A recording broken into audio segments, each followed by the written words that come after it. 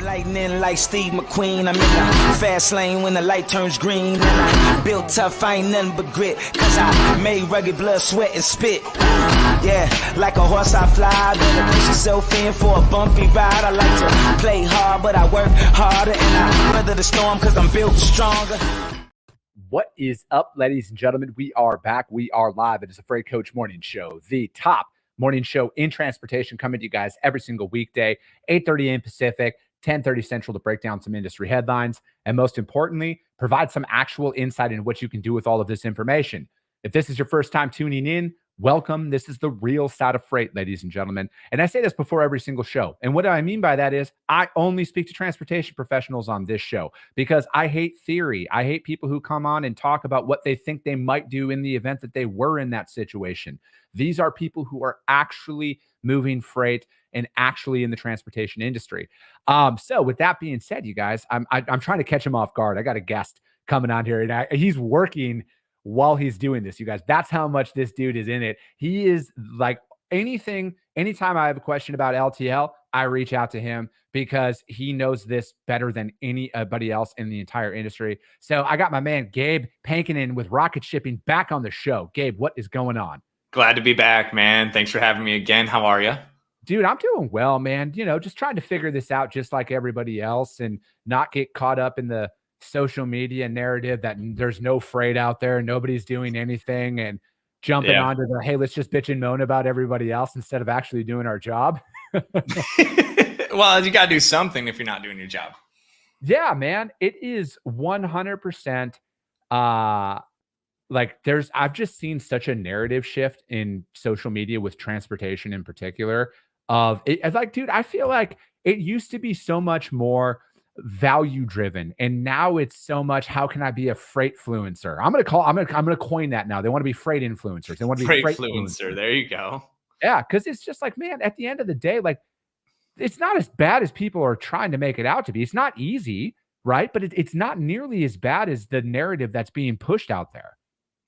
I think that it's perception that it's that bad. It's because everybody thought there would be a massive recovery that matched the massive dip, right? Yeah. And it's just been obviously not that fast, but it has recovered some. And I think that this is the market that we've been dealt for.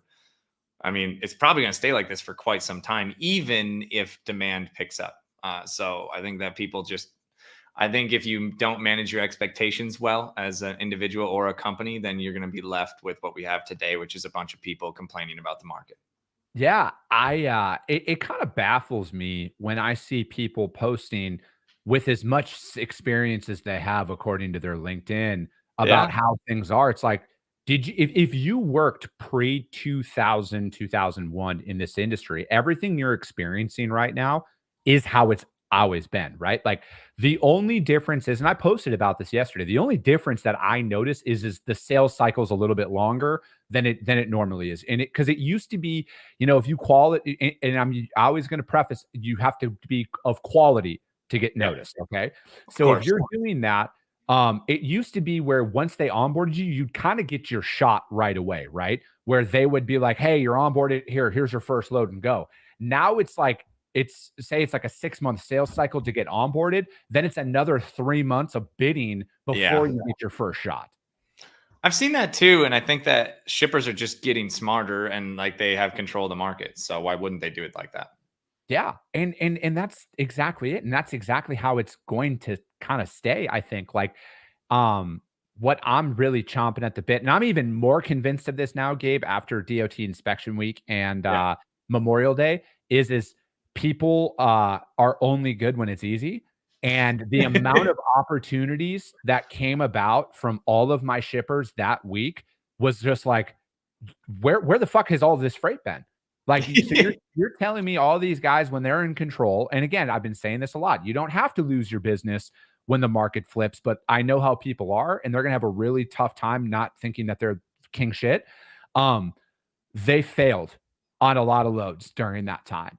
And if that is any indicator to me, is people are not willing to lose money on the freight, and they're only going to be there when it's easy and when things tighten up. Because what's going to happen? And again, I had an enterprise shipper on this show a couple weeks ago, and he agreed with this when I said, hey, man, carriers are going to raise their rates. Shippers aren't. they're not going to raise their rates. Probably, this is just a hypothetical guess. I would say at least for the next 12 months, this RFP cycle that's going, man, these rates are going to be going until 2025, mid 2025, right? So I Yeah. don't think that there's going to be any drastic pricing increases out there for the brokers. Carriers' rates are going to go up. Customers are going to keep their rates the same. Yeah, you and me are aligned on that. I tweeted about that a few weeks ago. I think it's going to be a pretty big squeeze on the brokers because the carriers will get the increases, the shippers will not take them, and the brokers are going to be stuck in the middle. And I think to your point, the DOT week or any other opportunities you had there's brokers who won't lose money, right? Because they were already on slim margins. But then there's a lot of brokers in the market, in my opinion, who entered the market when it was like you post on DAT and you get 40 calls, or you can just do it all over email. If it flips, it's not going to be like that anymore. You have to have a real carrier network, and you have to have something that you can go to besides post and pray. And so, yeah, maybe they were losing money on the DAT rates, but if they had built a network around their lanes, then they wouldn't have lost money. They would have had a routing guide. So, yeah.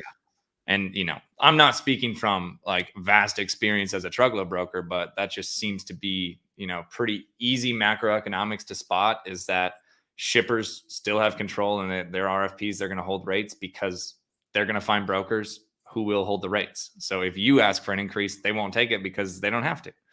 And carriers will get their increases. And so brokers will be squeezed as it recovers. So I want everybody to, if you're listening to this on the replay, I want you all to rewind these last 3 minutes of what Gabe just described and save yourself the admission for any conference for the next 12 months, because he just told you exactly what is going to happen. Like, see, and that's the thing, man. The market doesn't change. Like, the way the market operates doesn't change as much as people want to make it out, right? Yeah, they want these drastic swings. That just happened during COVID. Dude, that like the only time that's going to happen is if there is a major weather event or a cataclysmic fucking event where there is a massive issue. Like when everybody was trying to say when the thing happened in Baltimore, they're like, oh, what is this going to do? What is it going to do? And I'm like, it might affect the Baltimore region, maybe down into the Carolinas, but it's not going to have a widespread effect on it's not like we're talking about the port of LA here or Long Beach, right? Like that's the 10th largest port. And I think that so many people are just looking for that. And then they think like, oh, now my fortunes are going to change. But if you operate shitty, a good market doesn't change shitty processes. It doesn't change shitty behaviors, you know? And I think that's where a lot of people really need to focus in on is, hey, how do I internally improve before I try and go out and do anything different? Yeah. And I think that if I had another prediction for what that will mean, if there is a squeeze, is that I think there'll be, not just in freight, but obviously that's the market we're talking about, logistics. I think there's going to be another big round of cuts and layoffs and anything that people can do to squeeze operating costs lower. But the companies who already did that, whether they cut people or they just actually streamline their process and use tech and have offshore staff, whatever it may be, will just clean up that market. They'll clean up everything. Yeah. So if you're still growing through it or able to be efficient and take on more freight instead of laying people off, it's going to be such a big, that's the big pendulum swing, is the players who are ready for it and the players who are going to react and then lay off. Yeah. I'm right there with you. I personally think that, and I've said this a lot already, is the mass exodus in this industry is going to come from brokers. It's not going to come from trucking companies, because at this point, if you're a trucking company, and I've got an interesting topic that I'm going to be talking about in a couple of weeks here. I'm not going to mention it, but it kind of explains a lot of what's going on and how people are able to operate with such cheap rates that's affecting the whole market. But with that being said, I truly think that the mass exodus is going to come on the brokerage side. I don't think, because if a trucking company's made it this far, I don't want to say you're in the clear, but you're going to definitely start seeing an increase in your revenues and your rates coming up here, especially over the summer months. Yeah.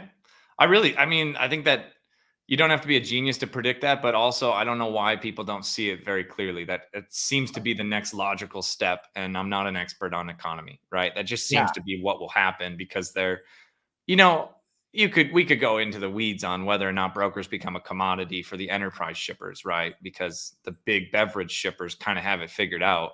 you're not going to get 15% margin on one of those shippers ever again. Yeah. Like they know what's going on. Now the mid-market, you can still provide actual value and get real margin and have a good business. But so many people are enterprise beverage shipper heavy that I don't understand how they don't see that coming. So many people are 1 or 2 accounts heavy. And yeah, there's that too.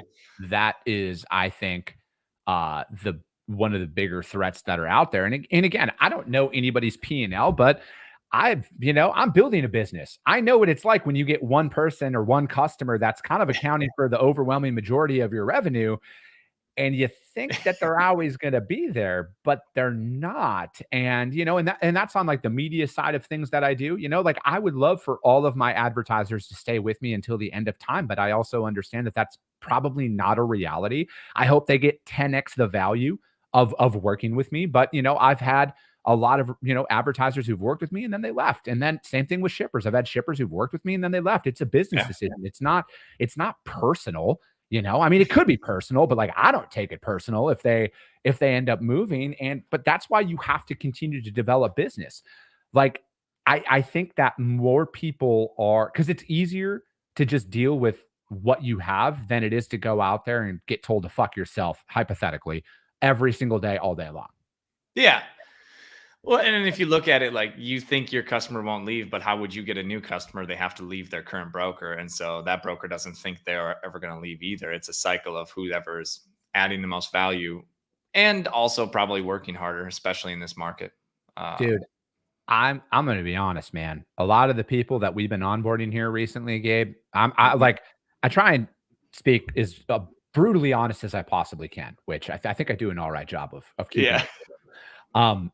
A lot of you motherfuckers out there are not nearly as good as you think you are. And again, this is that's brutally honest right there. Yeah.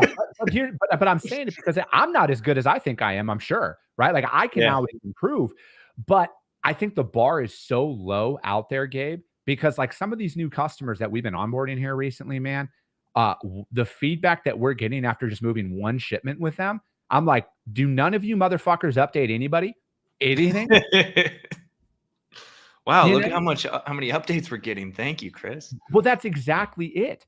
It's just, and that's the base, like that's a basic bare bones approach to me, is keeping your customer updated, keeping the receiver updated, keeping the carrier updated. I kind of feel like that's table stakes, but apparently it's not, and again, I think that, I had somebody tell me this a while ago. They're like, so many businesses, and this isn't just a trucking thing, this is just business in general. People are so apprehensive to change their vendors because they've just accepted what they have and they've experienced worse than what they have. So they're like, they just know, they're like, hey, at least I know what I get with my current providers. Yeah. I mean, that's a big topic, but just to touch on it, I think that human nature is to avoid risk, most people. And if you think of like the persona that runs the logistics department, they're anti-risk. They want stability. They want to know what their rates are going to be, and they want to know they're going to get the service they need because they answer to somebody above them. It's so hard to convince somebody to take a risk, even if you're showing a positive change, because change is risk to them, right? And I often don't understand it because I take risk every day. I'm a business owner, and so I'm like the opposite side of that spectrum. But if you back into it, it's all about change is risk, even if it's positive change, right? If you change anything, then it's not the way it was. And so you have to win the psychology of this will be better even if there is a risk. Yeah. Dude, I can't process risk at all. Like I'm right there with you, man. I don't view Wasn't born with that part. Yeah. I just find that I just have a very large fuck it all figure it out button. And I just kind of run with that. But it's not always the best advice, you guys. I'm not saying, there is a lot of benefit in like having a strategy and building up around that. And when you find a proven process, work with that. But I think that so many people over analyze what they're actually trying to do, and it stops them from doing it. I truly feel that way. Yeah, for sure. I think that's 80% of America, or the world really, but we live in America, greatest country in the world. But I think that at the end of the day, if you can't convince somebody to change and you can't lower their risk, which is like what you were just talking about. You try their first few loads, and that used to be you onboard and you get a shot. And now their risk tolerance is, okay, you can bid for a few months and then get your shot. It's always an equation of how do you lower the risk for the shipper to try you out? How do you get, the denominator is risk. It needs to be zero. How do you do that? How do you do that in LTL, man? I saw your post you put out yesterday about it was blanket pricing. I read it and I'm like, fuck yeah, Gabe, I love that. Yeah, it was. I had a glass of wine and I posted. It was late. It was a controversial post, but I don't think it was controversial. I thought it was great. I thought it was very informative. Yeah, I think that to lower risk, and then more particular to the post, is that if you want to win, first as a brokerage side, if you don't lose customers, you win. If you keep customers forever, you always win. The only reason that we have to get new customers is because you churn existing customers, right? You can't keep them all. But the faster, the more efficient you get that equation to onboarding new customers faster than you're losing current customers, you win. And I think that in today's age, and that kind of talks about the post where like you'd have one platform to manage your relationships regardless of if it's blanket pricing or direct. And that's what we're doing at Rocket. And the reason I do it is because I'm building a bigger moat. So that the one reason, and we just talked about this for 10 minutes, the reason a broker or a customer may leave a broker is to get a better price, especially in this market, or to hold a price when an increase is coming. But if you can eliminate that as a possibility, especially in LTL, it is different than truckload. It's harder to do in truckload. But in LTL, if you can eliminate that, you just say, hey, if you want a better price, bring it in the platform. Most brokerages cringe when they hear that because they lose money now. But I look at it as I'm making money for a longer period of time, and I'm making profit on that same customer for a longer time horizon. And they don't have a reason to leave. And if they stay forever, eventually I will win, even if my business doesn't grow as fast as a brokerage today.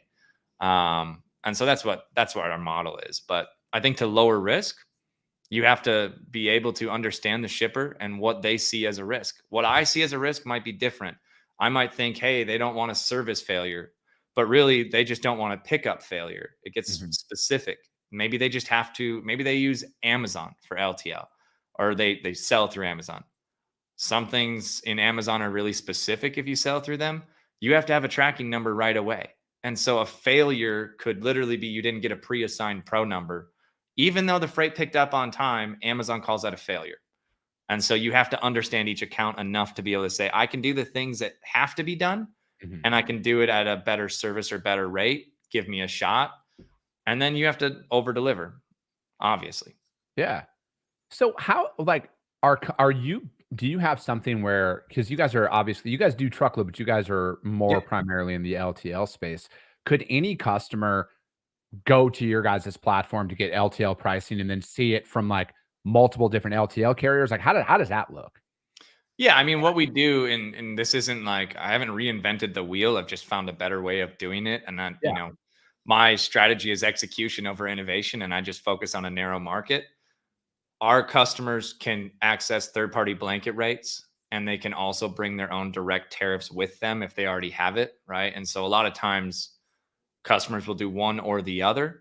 Yeah. And when they hit quote, we've built out enough technology and used other people's technology, and a kind of my motto is don't build it if somebody has it, right? Yeah. I don't need to build something somebody already has and compete. I'll use their platforms. And my IP is the way that I put it together and the customer relationship. But they would hit quote and they can see their blanket rate, or they can see our blanket rates through third party, or they can see their rate, and they'll never see FedEx and FedEx. If they have FedEx Direct, they're not going to see our FedEx rates, right? So it's not like a, race to the bottom. It's more of a procured, curated network. And whether or not they ship it on our blanket rates on a brokerage or they ship it on their direct rates, we're going to manage it as if it was ours. And we're going to do the reconsignments, claims, returns, and all of the things that people need from third parties and the reason they stay there, but they're going to pay the carrier directly. I'm not going to float money. I'm not going to do freight bill audit and pay, but I'll do freight bill auditing. And so it's just a unique way of going to market. Okay. How would a broker say they got a bunch of full truckload opportunities that are out there? Their customer is like, hey, we have a lot of LTL freight that, we want you to start bidding on that for us. Yeah. Could a broker work with you on that? Or Yeah. is it separate from it? Like, because I think like that's another thing, man, because, obviously I'm all about the niche, right? But I also understand that people got to fucking make money. Yeah. And and especially right now, when an opportunity comes your way, I think that you need to at least, it's always worth exploring. And again, like if you've never done an LTL shipment before, I wouldn't ever recommend agreeing to do it for a customer. I would say do your research, find out more about it, then present your findings to your customer. But how would they go about that? How would a broker like me, who's like, hey, I mowed full truckload. My customer's got like monthly LTL shipments. I want to start being able to at least price them out. How would I do that? Yeah, I mean, I think to answer that succinctly, they should use rocket shipping. And I would work with that broker. I mean, we have a partnership with Transfix and we do it with others. It's a vertical that I want to go deeper in, is that if you're a truckload broker and you want to offer LTL to your existing clients, not necessarily saying you're going to go to market as LTL, but if you have revenue on the table that you're not already servicing and the customer knows you, likes you, and trusts you and wants the service, LTL is not quite as easy to just turn on and manage all the missed pickups and the claims and the track and trace. It is different. But if you partner with somebody like Rocket, we can power your LTL and you can do it white labeled, or you can have us invoice your customer. A lot of people obviously want it white labeled. We can invoice the brokerage and the brokerage can invoice their customer. And sure, they'll make a markup and we have to make room for that. But the idea is that if that customer maybe has a $10 million truckload spend and they give $5 million to one brokerage and they have a $1 million LTL spend that they don't care about. That's what I see often. They're like, oh, that's just LTL. It's only like 800 grand or $1 million. It's crumbs. It's pretty easy to sweep that up. And you just hedged against a bad market because you have more of a market share of your customer and you're monetizing on more than one mode. And when the next truckload broker comes knocking saying, I have a better rate and I have trucks in your area or whatever they say, without actually proving it or saying what lanes it is. If they come knocking, they say, yeah, but we do truckload and we have LTL. If you can't do both, then we can't even have a discussion. It's a bigger moat.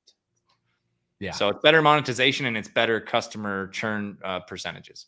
Yeah, I think that, you out at some point, you need to explore other things because at the end of the day, you got a business to run, you got a job to perform in. You have to I think that as things continue to progress down this, I think this is always a great opportunity to try out new things. You know what I mean? Especially if you have existing relationships for full truckload, they trust you, right? So it's like if they are coming to you on any of these opportunities, like, dude, I just started doing drayage for a customer of mine because they were a full truckload customer and they're like, hey, we got a bunch of containers coming in. Fortunately, I have a very large network of people.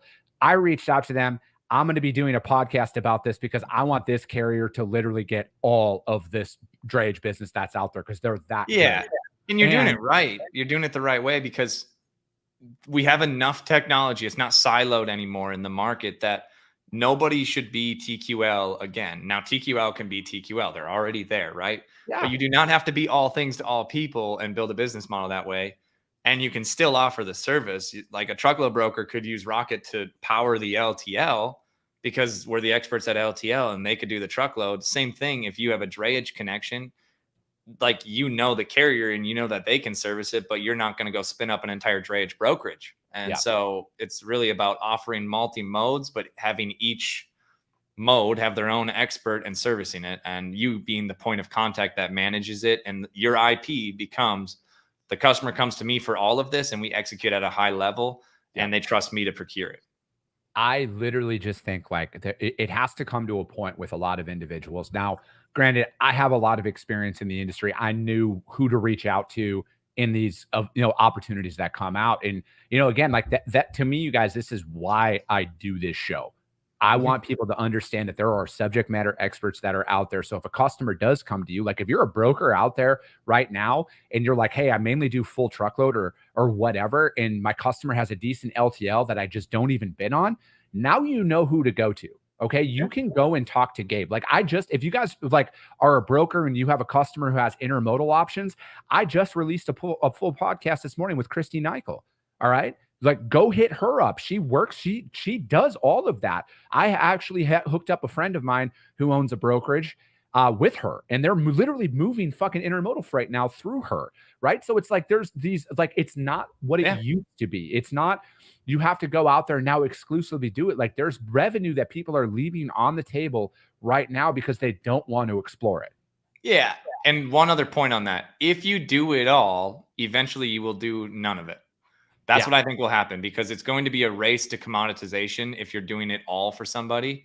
And the legacy big box brokers are going to have to hedge against that, because shippers will be able to access experts in each mode without like switching platforms and points of contact within the next decade, however long that takes. But that's the direction it's going.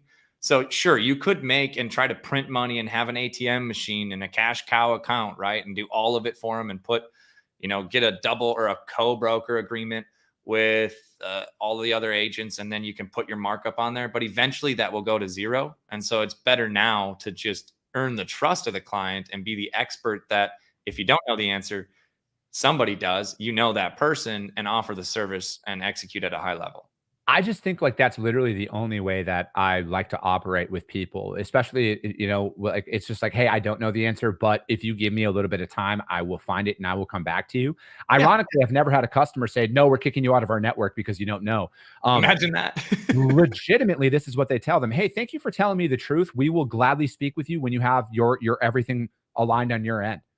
Yeah, I think people oftentimes overpromise on expectations. Even, I'm not even saying like they just come up with an answer on the spot and make something up, but it's even as simple as like, I'll get that to you by Tuesday.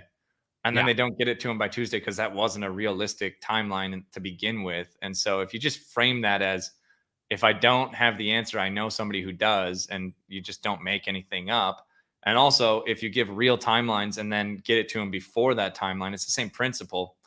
You ought to be able to do well in this market. And kind of full circle, as you talked about, it's not that hard to do well in this market. The bar is low. Yeah. So those who are doing it this way they're gonna sweep up a lot of market share. I just want, as we're kind of coming up on the end here, Robert Bain, that is a fucking hilarious comment.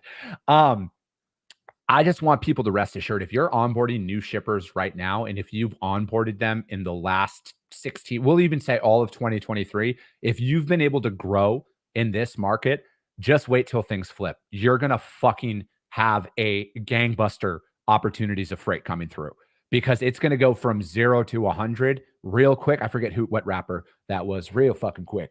But that is how it's going to go. And if you're selling and onboarding right now, you can make it in any freight market, because it is challenging out there, right? Like it's not easy. It takes a long time. It takes a ton of effort. But if you're able to get through and onboard people and move freight for them right now, you're going to be having a really good time coming up here when things tighten up, because everybody's bullshit gets exposed in the carrier market. Every fucking broker who thinks that they're really good at their job, and I'm not saying that everybody's terrible, but everybody who thinks they're really good, gets exposed. And it's going to be, they're going to be, and there's the tolerance for bullshit is going to be at even an all-time low at that time. So it's like, you got to be there. You got to stay in people's presence. You got to keep adding value in your outreaches. I look at it like this. If you haven't been blocked, if you're emailing somebody and they haven't blocked you, I think you're doing good. Yeah. If I could add to that, Chris, I think that from a business owner perspective as well, if you're adding shippers and you're growing accounts, then you're going to probably win, or very likely win, in this next flip. And if you're doing it efficiently with less staff than you used to, and you have better processes, then you're going to 10x. That's what it's going to take, because when it flips, you still have to be able to onboard quickly and efficiently. And I think that people will just get fat and happy right away that it flipped, and they'll get 3 customers and be like, I made it. But the people who are set up to take on 100 customers with, under 40 employees, that's the new enterprise brokerage. It'll be a mid-market size brokerage with enterprise revenue. Yeah, I'm right there with you, man. I'm going to literally leverage technology, not to replace anybody, but to give everybody an opportunity to make a fuckload of money, because I don't believe in cap commissions. I never will. Amen. I've said that 100 times by now. I have receipts, as the kids say. I will never cap commissions for anybody in my organizations because I love making money myself. I'm a capitalist, but I really, really love seeing other people make money as well. Amen. Look at that. Han says, I just got off the call with a prospect who said, if you can handle LTL, that's what gets you full truckload. I have never done LTL or I have not done LTL in the past. Han, I will introduce you to Gabe. Hit me up, man. You can do the truckload. Yeah, there we go. Man, but hey, that's going to be it for today, guys. Gabe, thank you so much for jumping on and doing it. How does anybody reach out to you to find out more about your guys' shipping and everything? DM me on LinkedIn. I'm active on LinkedIn. I'm growing it on LinkedIn. I'm launching a new podcast in about 2 weeks. And I'm just going to continue to pour into LinkedIn. Just a tip. I think that LinkedIn is moving to try to do like TikTok style video. If you've noticed, if you click on a video on LinkedIn and it will let you scroll to the next one now. The algorithm in video is coming out on LinkedIn, and I will definitely be playing with that. Yeah, I would say if you're going to do live stream, get on YouTube and build that up right away because I've heard a lot of shitty things about LinkedIn's live and that it's very sloppy. Oh, yeah. I bet they are going to on-demand clips instead of live long stream. That's what I would guess. Yeah. So, all right, guys, that's going to be it for today. As always, I know you guys did, but if you got value, subscribe to the show, you guys. Share it out there to your network because if you see value, your network's going to see value as well. I appreciate you guys. I love you guys, and we'll be talking to you soon. I know.